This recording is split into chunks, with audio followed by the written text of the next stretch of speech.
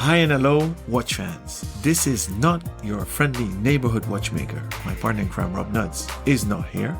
So this is just your friendly jeweler, Aloma Joseph. But I'm in Amsterdam with an actual guest sitting next to me, Guido Benedini. Welcome. Thank you, Alon. Great to be here in Amsterdam. In Amsterdam. And it's great to actually look at you and see you, because normally we record this over Zencaster, over the air, over the internet. So I'm very excited to record this real-time show episode with you. Guido, you're half Dutch. So how is it to be back in Holland? Well, it's great, Alon. It's 3 years I didn't come to Holland because of the whole COVID issue. No, great. You know, I come from Groningen, actually. My family is from Groningen, which is in the north. Yeah. But, Amsterdam is the big city and great to be here. And he missed Holland so much, guys, that he had bitterballen for breakfast. So now you have to explain what bitterballen is. Yeah, so Nobody knows that. I invite our listeners to Google what that is. It's a national delicacy. So, Guido, we invited you. We were very eager to have you on the show because you are doing something very exciting in the watch industry. You are the co-founder of Watch Angels. Can you please tell us what the heck you guys are doing and rocking the watch world? Yeah, Alon. So, Watch Angels is a new model in the watch industry, a new business model, which we call manufacturer to consumer. So it's the logical consequence of going more direct than direct. So the digitalization of the business has allowed us as manufacturers to create watches directly with the customer and let the customer participate to the production process. So involve them in all the steps of a production. And this model gives watch enthusiasts the possibility to co-invest with us in very meaningful watches.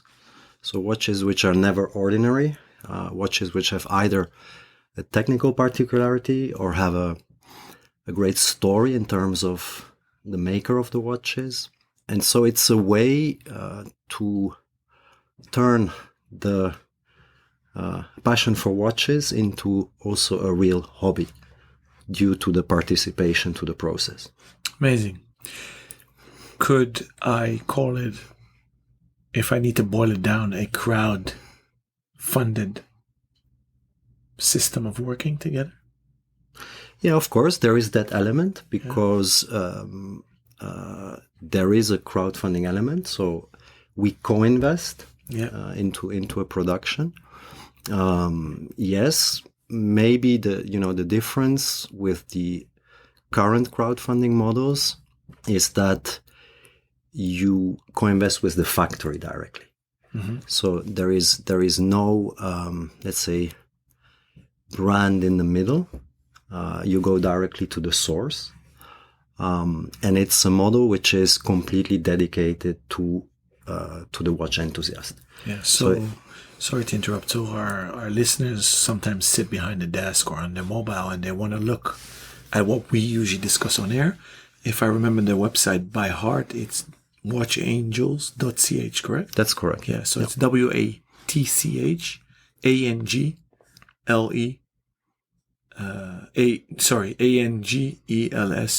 I'll do that over. So the website for our listeners, they can type in watchangels.ch for Switzerland. Yeah, that's correct. And of course, the name says angels. Yeah. Like from angel investor. Huh? Yeah. So yeah, and the URL indicates that you're based in Switzerland. That's so correct. You're Swiss-based, Swiss manufactured, and you just mentioned the factory invest. What did you mean by that? Well, it means that not the entire amount required for a production is put by the watch enthusiast. No, but you guys have a factory. Oh, yes, we have a factory. Yeah. What I mean is that the risk is shared. So that means that the factory takes part of the investment and the watch enthusiasts take part. Amazing. So coming up to all the projects that you do, how did you come up with this idea? Well, this was actually during the COVID period. It was a period where I think everybody has gone over their strategies a bit, and I think there were two main realizations. One was that the digitalization of the business really gave the possibility to go directly to the consumer. Okay. The second was that being a factory, we of course we produce for brands, but we can give the same service to very talented independent creators or brands, of course, and allow them to access the market in, I would say, in a low risk and low barrier way. You can imagine that we act as an operational platform, meaning manufacturing, sales, marketing, after sales, customer service on behalf of a maker or a brand. So it's also a way for very particular watches which would never get to the market in the traditional system for various reasons, maybe retail or absence of investments, or you can imagine that not every designer also has the sales or the manufacturing knowledge. So it's a way to allow certain watches to get to the market, which normally would not get there. Okay, and so that's, I think, interesting also for the watch community, because it's nice to know that you have contributed to bring a meaningful new piece to the watch market. Amazing. So, what's your track record in the watch industry, and how did you end up with or at Watch Angels? Oof, it's a long time ago now. No, I started in the Swatch Group in Italy, so in Italian subsidiary, and so I started as brand manager for Blancpain, and then one day I got transferred to Switzerland, and have been active there in various brands as marketing director. So Swatch, Longines, Tissot, and Rado. So I did a long time of my career at the Swatch Group, which has given me a lot of experience. And it was a group where if you wanted to, if you had good ideas, you would be given the possibility to execute. And I'm very grateful for that. And but then there's always a moment you want to do something different. And so I exited the group to start a startup. Yeah. So I set up an online art business for myself, which I sold 3 years after. And at that moment, I met Peter Stas from Frey Constant. And he's been talking to me about Alpina, which was a brand he just bought, and which he needed to develop. And that's how I ended up as CEO of Alpina. And this I did 5 years, until I decided to take a new direction. And that's when I met my partner in Watch Angels, and when we set up Watch Angels. Amazing. Congratulations. So, what did you not like in the watch industry? And what did you do like? And how did you combine those contradictions in Watch Angels? Well, the great part of my career has been on the marketing side of the industry. And I must say that on that side, there's been very little I didn't like, because I had the chance to work in different brands. So it was always a new challenge to apply ideas. And, the watch industry is very based on creativity, on creating narratives. So for me, it has always been very exciting. And I had the possibility to do it for different brands, and always interesting brands. So there was not much I didn't like.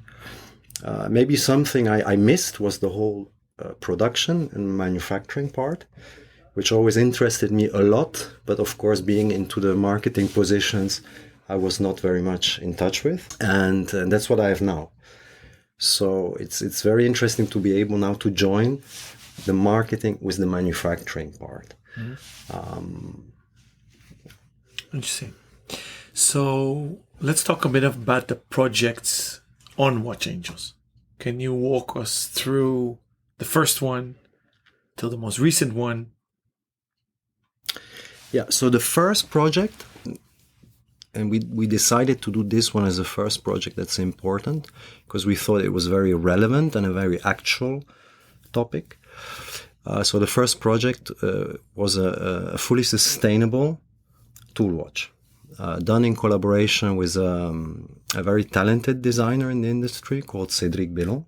And Cédric, since years, because he is not only a designer but also really a sustainability activist, for years he had been speaking actually to me about, we have to do something in sustainability. We have to make watch production more sustainable. So it's a big challenge, and Watch Angels was actually the perfect vehicle, to execute this project, because a sustainable project touches many areas. So it's very difficult for, let's say, an established brand to turn around all its supply chain in order to achieve certain sustainability goals, because there's also volume goals, and with Watch Angels, there was much more freedom, to act. And we thought that it was a perfect project to start, to start a new platform with a very strong message. Okay.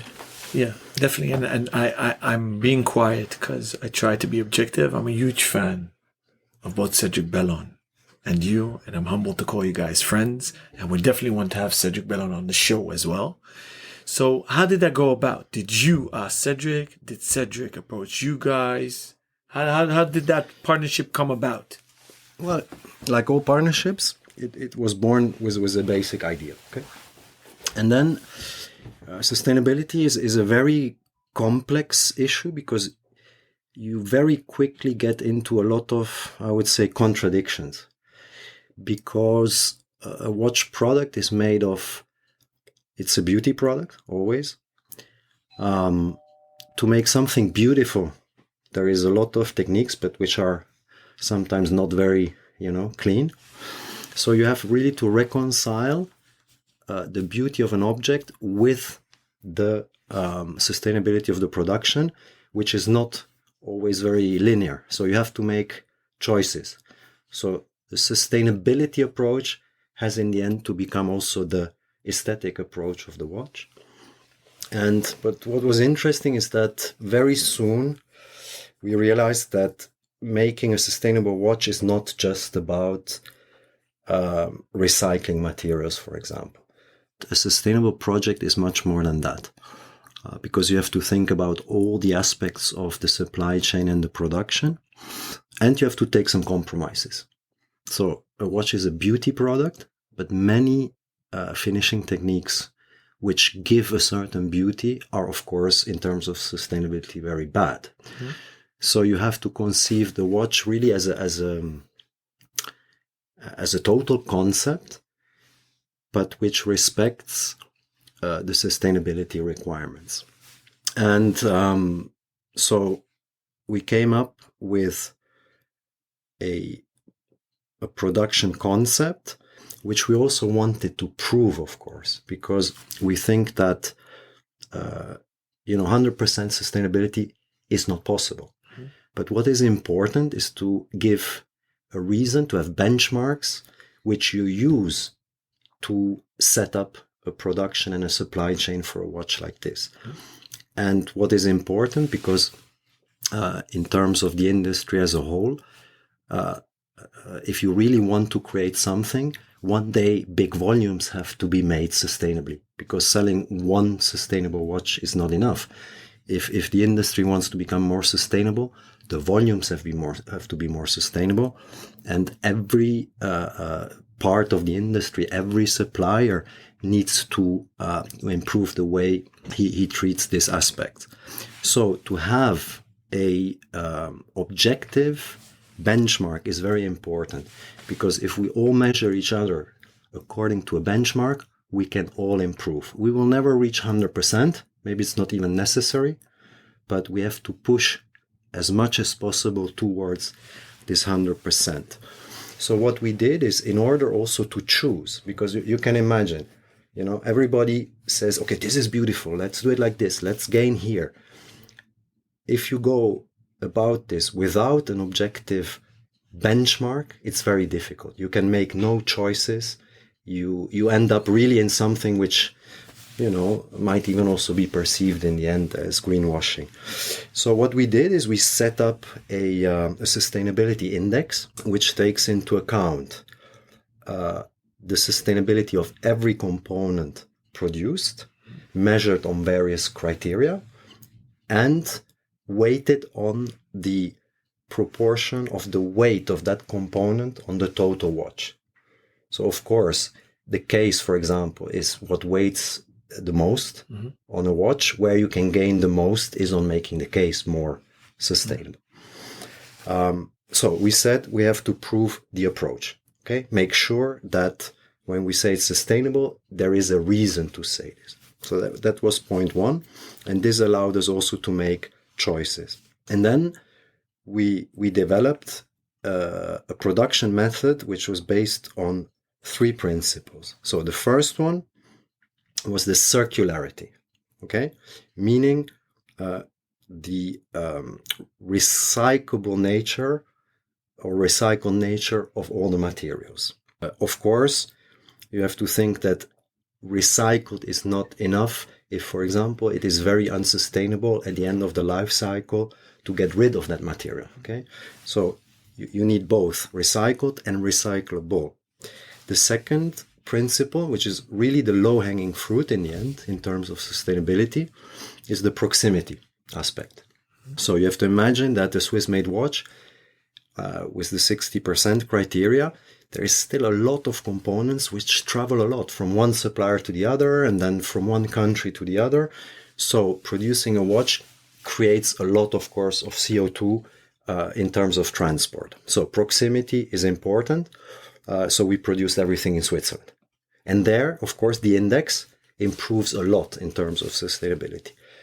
And of course, the last principle is the transformation. So the manufacturing has to be sustainable.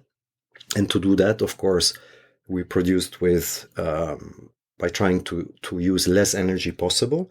This required by Cedric to design the watch in such a way that we could machine it very quickly.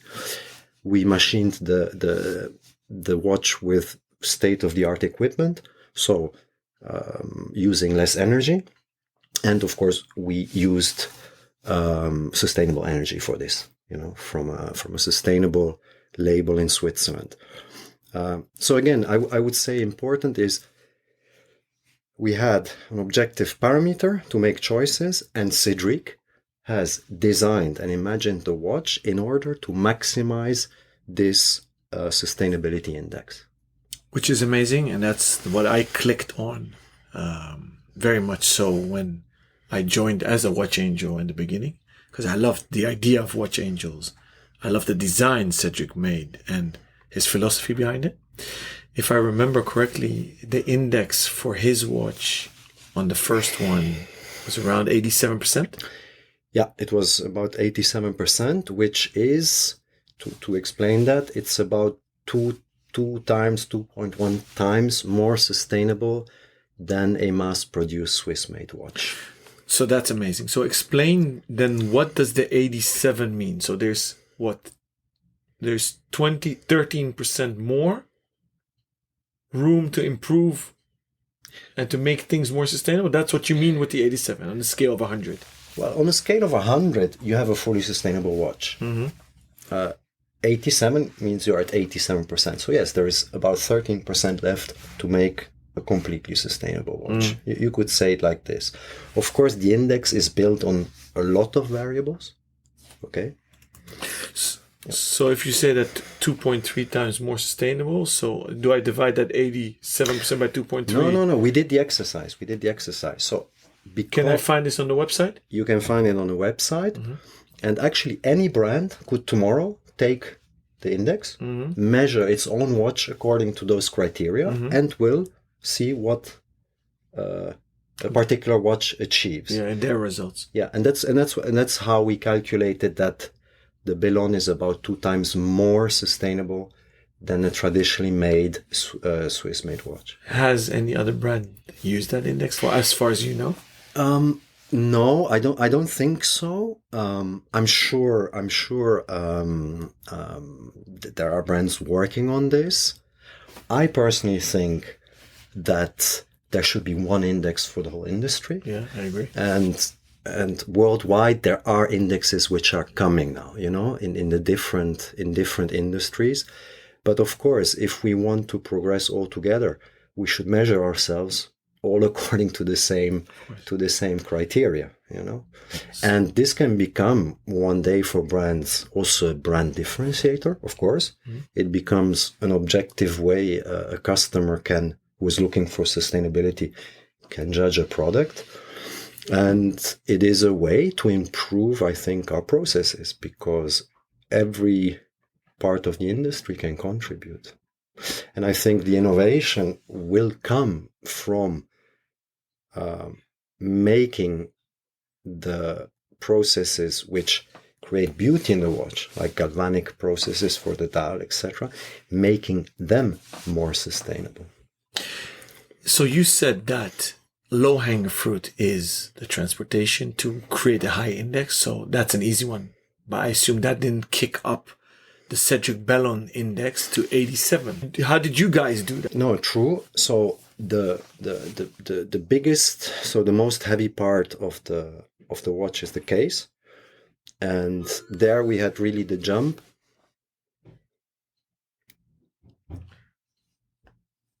Yeah, so the case is the heaviest part of the watch, so that influences the index a lot in the weight of the index, and there we could achieve a very good score because the Bellon has been the first watch produced with 100% recycled and certified stainless steel. We made the case, the dial, and the buckle in this steel, and it was a cooperation with ThyssenKrupp. So we were the test customer for this, and this helped a lot to increase the index. Of course, you always have to think it's more expensive to produce a sustainable watch. For example, this steel is more expensive than traditional steel, and there, for example, we could compensate with the Watch Angels economic model, which is factory direct. So we have another pricing model than in the traditional industry. So, and that's why also the Cedric Bellon remained also affordable. We believe that sustainability, and that's also another message, for the industry, sustainability has to be also affordable, So I obviously trust you blindly because you're my friend. We've worked together. But how can it be that something this logical as recycled steel has not done before? Why does, with all due respect, a small brand, which Cedric Bellon is a grand designer, long track record, and you guys have a serious factory behind you, how can it be that he's the first one? Is it really that expensive? Did nobody want to use it? Why did it take so long for the industry to make a first of recycled steel? And how do you prove it? I think it's just very simply because this small brand has been born with an objective in mind. It has been born in wanting to be sustainable. So the entire supply chain and production process has been designed around it. If you're a brand which is not based on this mission, it is very costly, and very complicated to turn your production around, to change your designs, to source the material. It's not infinite today, for example, recycled stainless steel. So there is some objective barriers today still to make high volumes and a very diversified collection in terms of designs, finishes, with only sustainability in mind. Yeah.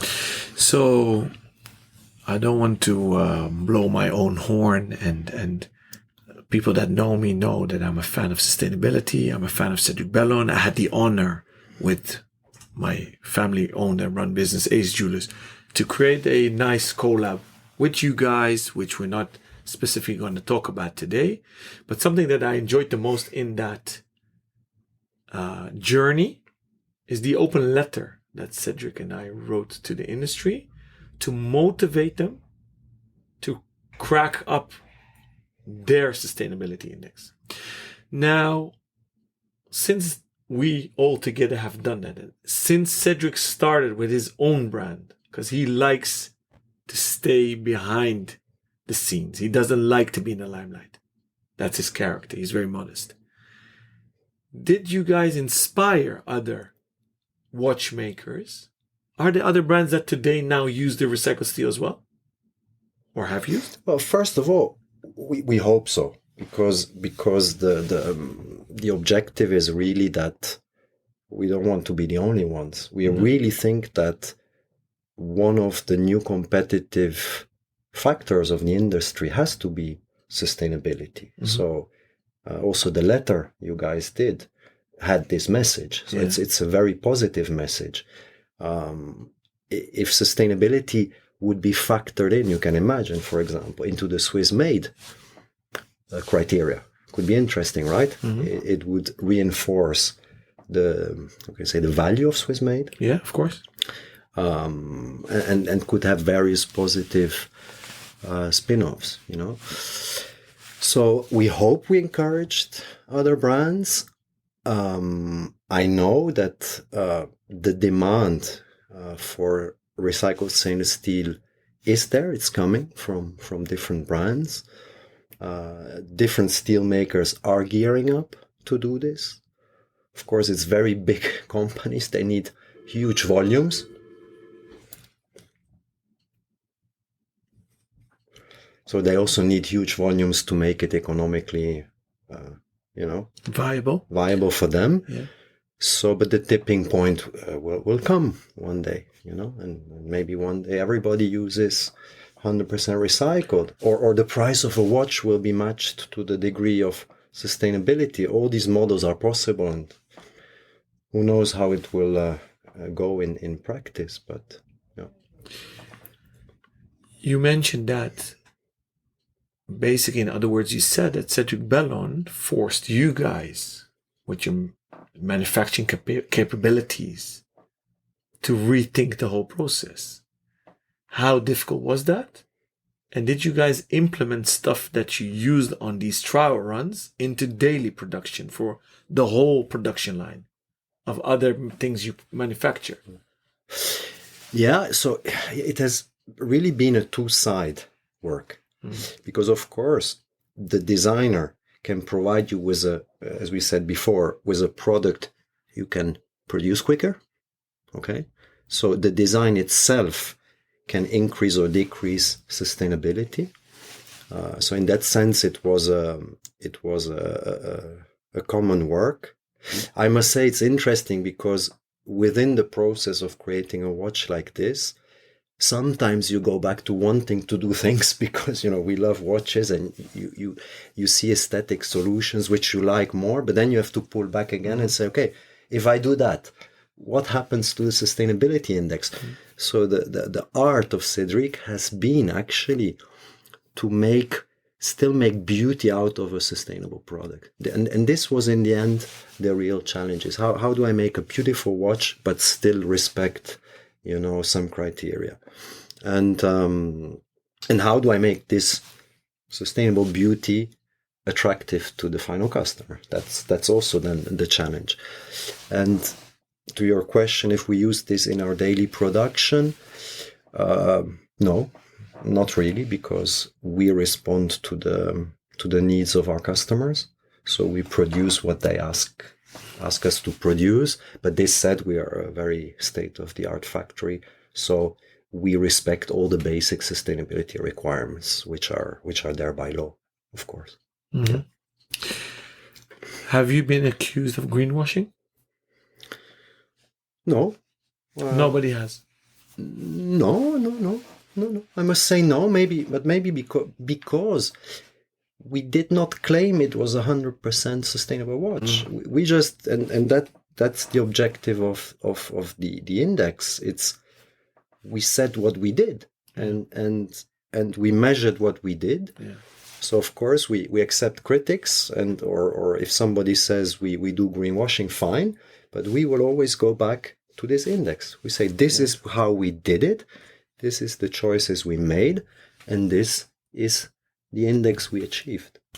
Very transparent, very un-Swiss, if I may say so.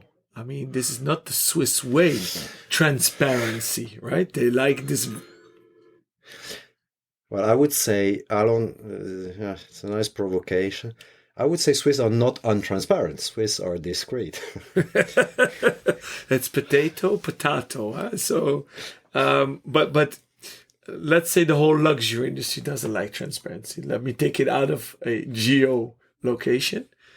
Now, on topic of transparency, you mentioned several times the 60% ruling for making something Swiss or not, to have the legitimacy to use the label Swiss made. What is your personal opinion on that ruling? Do you think it's fair, not fair, reasonable? It went up from 50 to 60. That's correct. But a lot of consumers are actually shocked by the fact that it's not 100 or something close to 100. What do you think about that, you personally? Well, I personally think that, it's a question of industrial organization in the end. I believe we can do much better in Switzerland. I believe that in the long run, the percentage, it would only be good if it increases, but on condition that volumes of Swiss made increase. So it has to go together with the capacity to produce, because if not, it would mean that prices would skyrocket. Many brands would then be out of the market. So it's a complex issue, but for sure, in the long run, it would be good if the index increases, because in the end, it means we can extract more value from our products. I mean, Switzerland, the mission of Switzerland is not to make, very, very cheap watches. The mission of Switzerland is to sell the competence and to sell value. And that's important for a luxury business. So yeah, I think, for example, the sustainability factor, if that would be inside the index, of course, we are not there yet, and we have to see how to do that. But that would be very interesting. That would really increase also the value of a Swiss-made production for the customer. Yeah. So we would be able to extract also more value from our products. Fantastic, politically correct answer. You should go into politics, Guido. This is an internal joke. Sorry, guys. He's actually. I'm not sure it was so politically correct. No, it was. It was. So, using a segue of inspiring you guys as a manufacturing partner behind the brands that are launched and featured and sold on Watch Angels, let's use that segue to the other projects. So let's talk about the next one. So Cedric Bellon was rather successful. Yeah. I think, what I understood. Yes. And from people around me. Yeah. It really stirred up a lot. It was the inception of Watch Angels. Cedric Bellon stepping out of the dark into the limelight. Which he doesn't like. Which he doesn't like. No. He put a whole impressive philosophy down with his sustainability approach and basically reverse engineering everything, pushing you guys out of your comfort zone. So what was the next one? The next one was the revival of the American Waltham brand. Yes.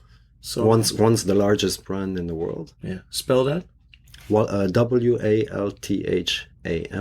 So for our American listeners, if you don't know the brand, look it up. Guido has here an amazing vintage piece with an inscription on the back. Mesmerizing. It's like real history in my hands. Super cool what you guys are doing. I guess that was a grand success. Yeah, that was a very big success. But first of all, because many Americans, it's kind of a household name. It's a very interesting brand because it disappeared 2 times, but still everybody in America remembers Waltham. Our approach with Watch Angels, because again, we try to make meaningful watches, was to take a very significant watch from the history of Waltham, but still apply some technical novelties. So we decided upon the Waltham Field and Marine, which was actually the first waterproof watch in history due to its bezel, caseback, and crown design. This was in 1918 when it became the first waterproof watch. And what we did is, we kept the design, similar with some updates, but we developed based on the original patent of the crown. We made it even a bit more simple. So we applied the technology of today to a patent of the past. And I think that this gave really an interesting watch with an interesting crown, which is a bayonet crown. So you manipulate it different than a traditional crown. For those that are maybe not that familiar with bayonet, because we use that a lot in the jewelry industry, how would you explain a bayonet to our listeners that are not that familiar? So should I go? You should see Guido making faces. That's the beauty of recording a podcast opposite each other. Ja, dit haal je weg, joh. Dit haal je weg, of niet? Nee. Ja, natuurlijk. Nee. Dat kan niet. Ik weet niet precies hoe het werkt. Moet je niet. Nee. No? Nee. Okay, Rob. Dat moet je niet. Intermezzo. Rob, delete the whole story about the bayonet. So, you guys launched Waltham. Who is behind the brand? So how did you guys connect Watch Angels and Waltham? So who's behind it? Who revived it? Well, this is how a Watch Angel project works. So we met the owner of the brand and proposed him, why don't you revive it by using the Watch Angels system, which gave him the opportunity to relaunch the brand in a low risk way, and he agreed, and that's why we entered into a joint project. So you approached the owner of Waltham. Correct. And is it still American owned? It's still American owned. Yes, the owner lives in America. Yeah. He's called Antonio Di Benedetto. Okay. So he owns the brand. He bought it, I think, about 10 years ago. And the Waltham Watch Company is today a Swiss company. So the Waltham Watch Company is incorporated in Switzerland. So I see a lot of parallels with Hamilton.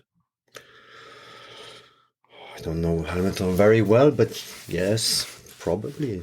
Many of these American brands have had that trajectory, yes. Yeah, we remember, of course, with IWC, which is interesting, as an American who came to Switzerland to produce his watches, because that was low-wage labor country. Well, interestingly, he was working for Waltham before.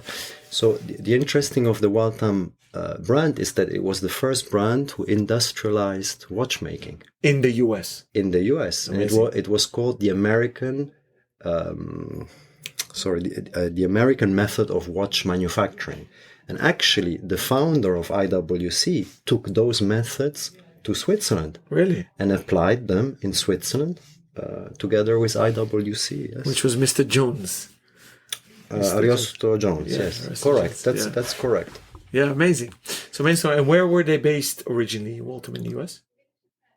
In Waltham. It's a city. Place. It's a place. In what state? It's in Massachusetts. Close to Boston. Yeah, close to Boston. And is there something today there to see?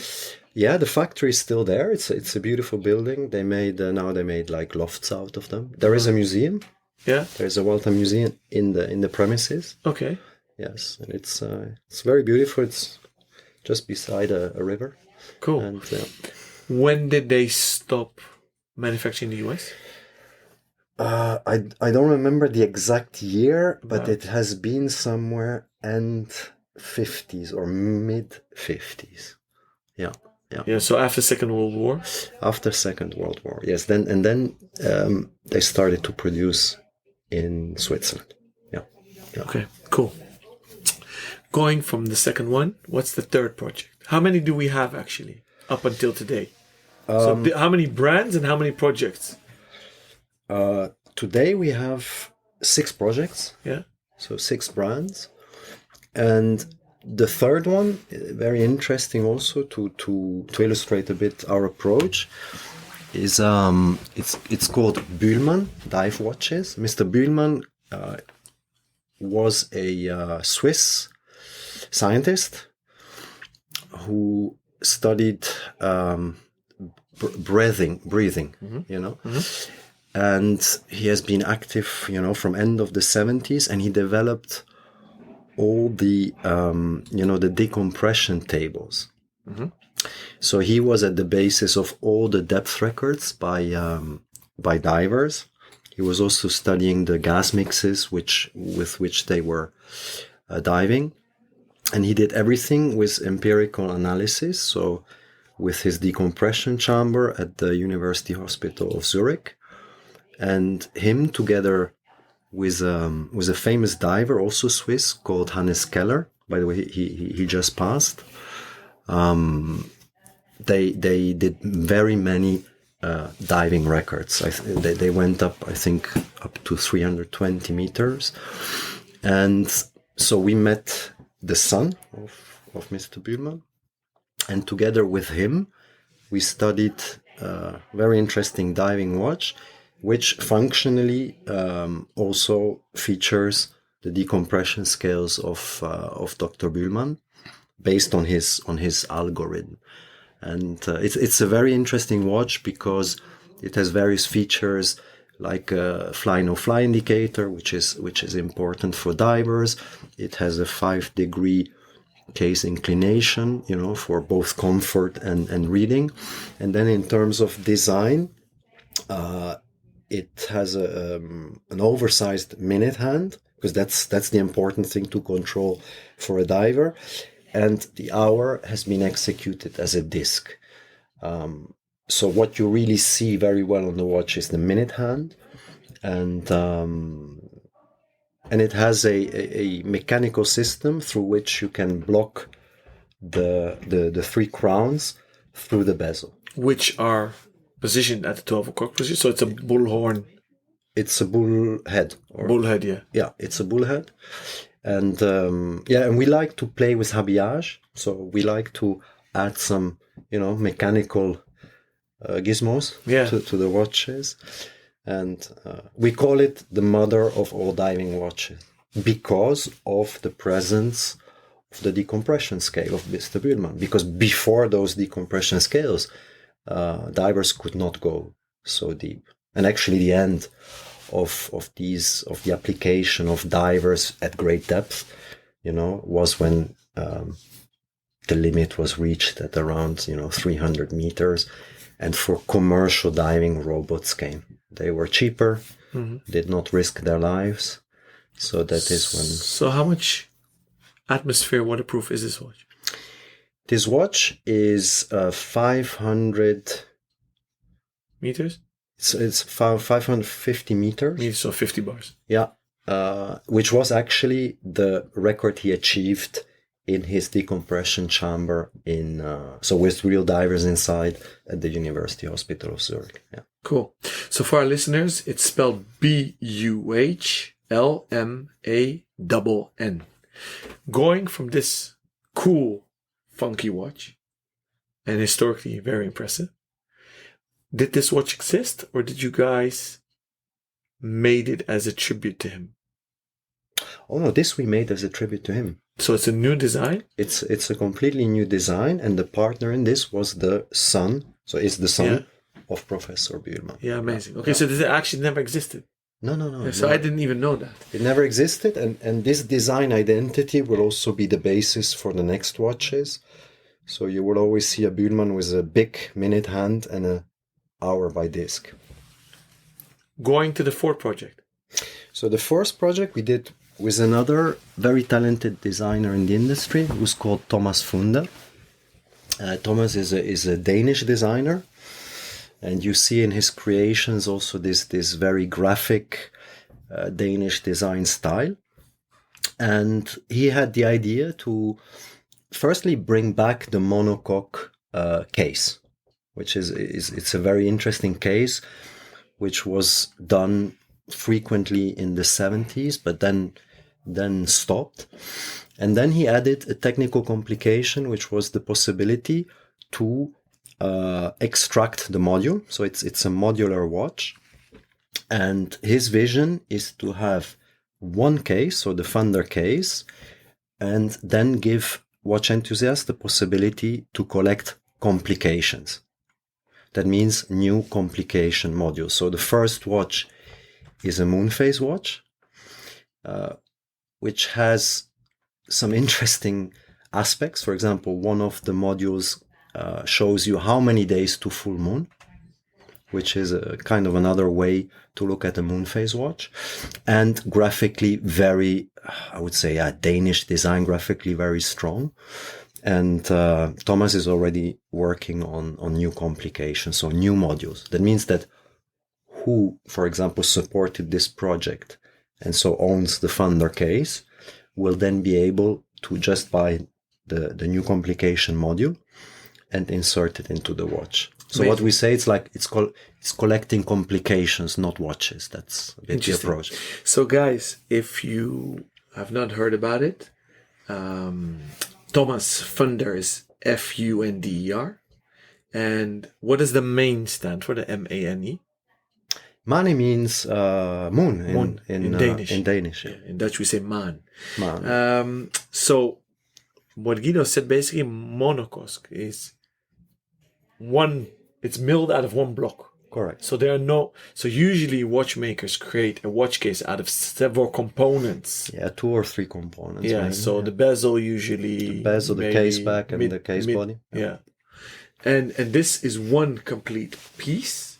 And then you literally push out the module that contains the glass and the whole movement, and the backside. And the case back, yes. Yeah, so for those that are hardcore watch geeks might remember Japy, Japy.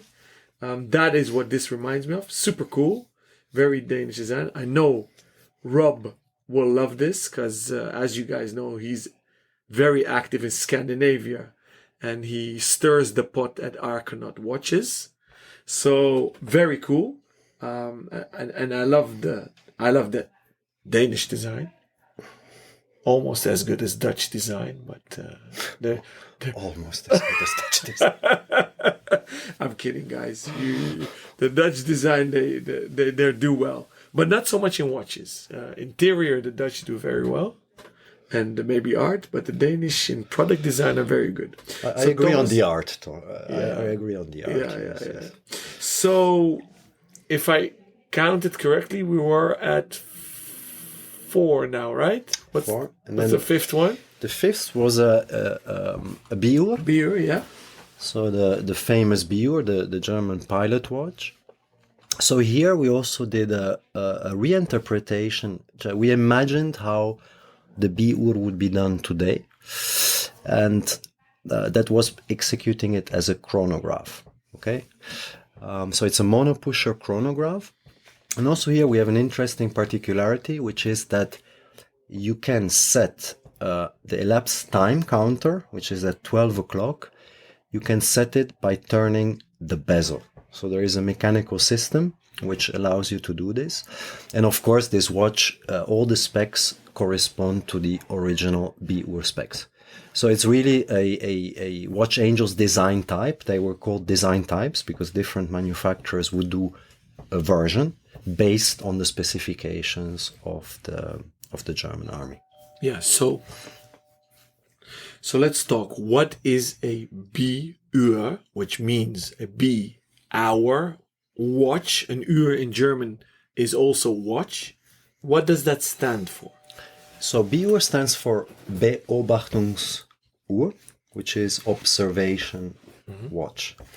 So it were very precise watches which were mainly used as mother watches on ships in order to establish longitude and latitude. This was the historic legacy of the observation watch. In terms of aviation, of course, the navigator would do all of his chart work and establishing position, flight time, etc., based on the BUR, meaning it had to be very, very precise, because at a certain speed in a plane, even a couple of seconds difference would put you out of course. Okay, so that was the main spec of a BUR is precision, and that's why they were always anti-magnetic. This was one of also the features, because magnetism would affect, of course, the precision. So is this watch anti-magnetic? Yeah, this watch is anti-magnetic. And you did that with soft iron? We did that with soft iron, and what we did, which is, I think, an interesting feature of this watch, we opened the case back, so it has a sapphire case back. So you see the cage through the crystal, and we engraved the military markings, so the traditional military markings, directly on the soft iron cage. So it's a see-through back, which shows you the cage and an engraving, which is very nice, actually. Yeah. Interesting. So if you want to Google this watch, it's spelled B-UHR, and then Baumuster B, B-A-U-M-U-S-T-E-R B. How many Gauss can it resist? 4,800, or I'm being too technical? Sorry, I'm geeking out. No, you're not being too technical, but to be honest, I don't know. All right. So homework for our listeners. They can Google it. For our... Dit moet je ook weghalen, jongen. Ik kan toch niet weten hoeveel Gauss daar god. Dude, the listeners want to know this stuff. Okay, Rob, nee. Intermezzo note for you. Delete the whole question about the Gauss. So Guido, 5. Did we forget a project? Check it. Go on projects.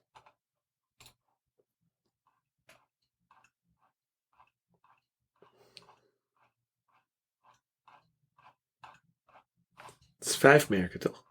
Het is 5, ja, niet 6, ja. Ja. Oké, heb je een nieuw merk in de pijplijn?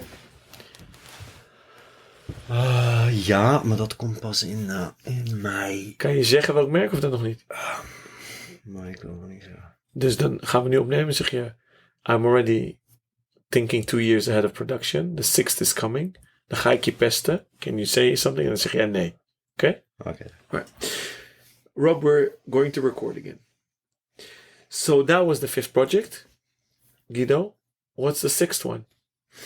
So the 223 calendar is already set. So yeah. I must say we are increasing the rhythm of the projects.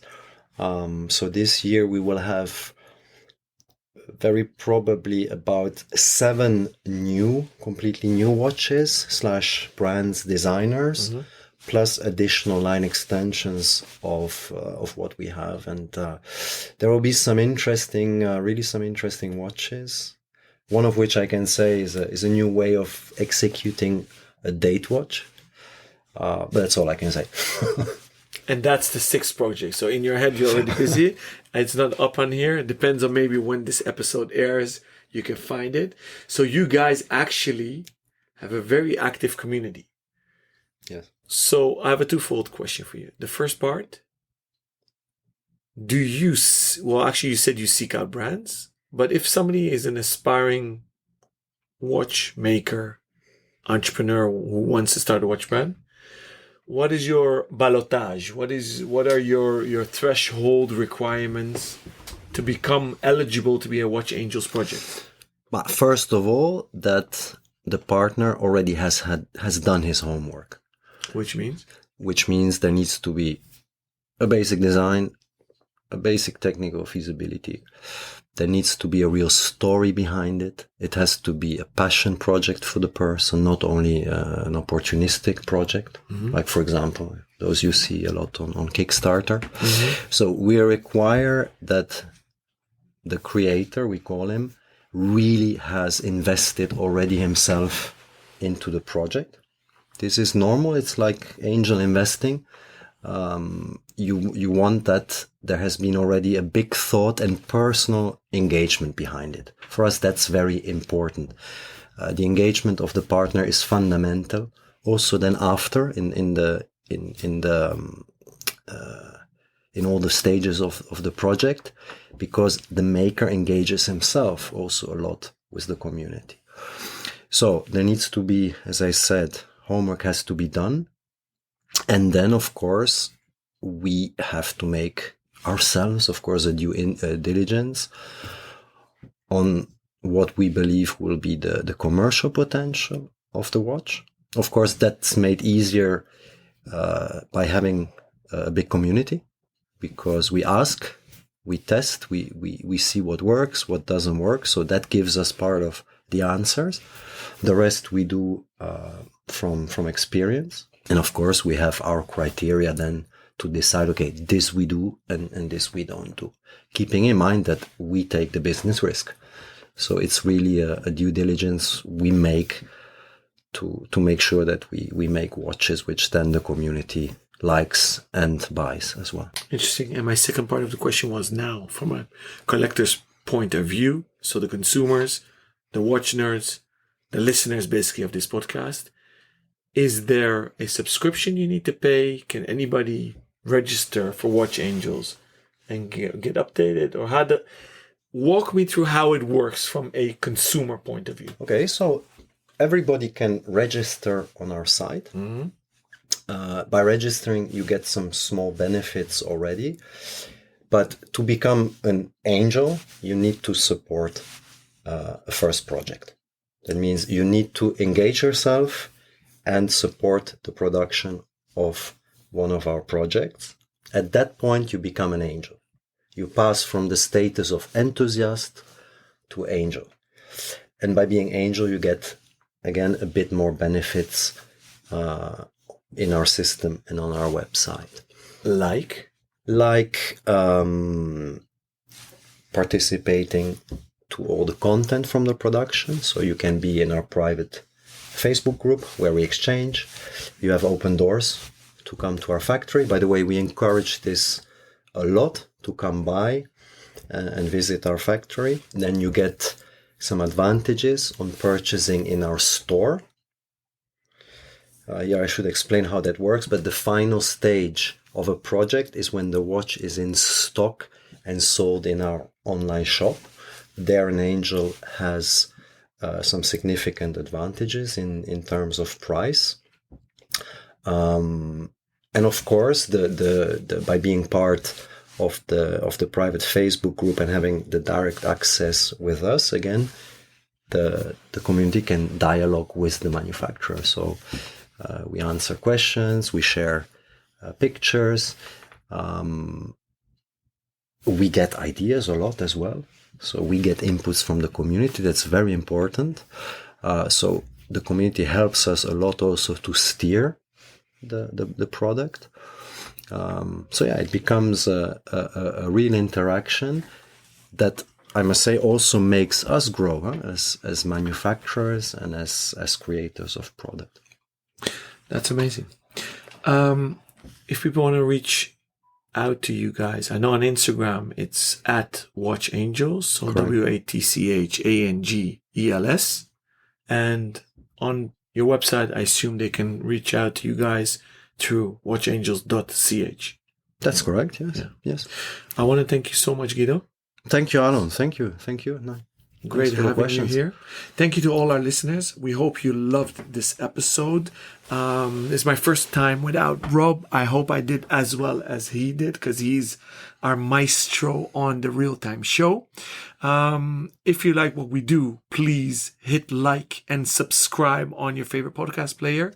We would love to hear your feedback. If you have any questions for Guido, you can also reach out to us. You could find Rob Nuds on Instagram at ROBNUDDS or via email rob@therealtime.show. And obviously you can reach out to me on Instagram. It's at ALONBENJOSEPH, and obviously by email, which is my first name, Alon, at therealtime.show.